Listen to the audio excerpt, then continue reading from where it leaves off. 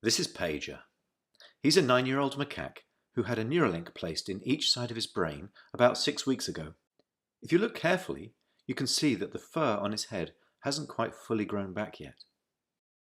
He's learnt to interact with a computer for a tasty banana smoothie delivered through a straw. We can interact with the Neuralinks simply by pairing them to an iPhone, just as you might pair your phone to a Bluetooth speaker. The links record from more than 2,000 electrodes implanted in the regions of Pager's motor cortex that coordinate hand and arm movements.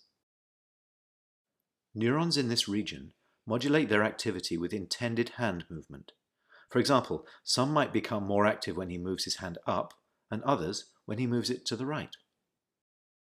By recording from many neurons and feeding their activity into a decoder algorithm, we are able to predict Pager's intended hand movements in real time.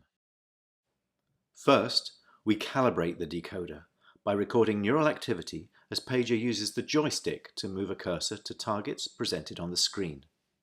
As he's playing this game, we're wirelessly streaming, in real time, the firing rates from thousands of neurons to a computer. Using these data, we calibrate the decoder by mathematically modeling the relationship between patterns of neural activity and the different joystick movements they produce.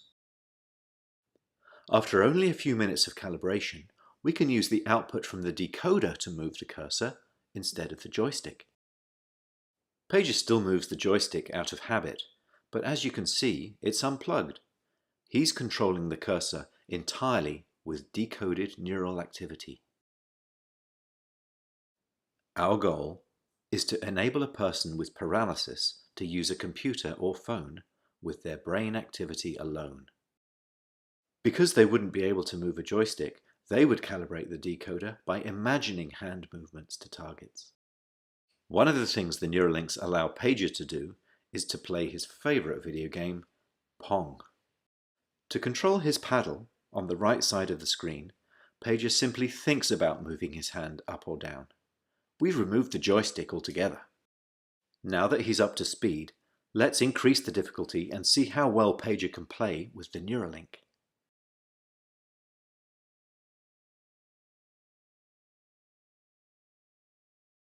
As you can see, Pager is amazingly good at Mind Pong. He's focused, and he's playing entirely of his own volition. It's not magic. The reason Neuralink works is because it's recording and decoding electrical signals from the brain. Great game, Pager. And what better reward for a monkey than a banana? We still have challenges spanning many fields of engineering, so if you're good at solving hard problems and want to change people's lives, even if you've never worked with the brain before, we would love to hear from you.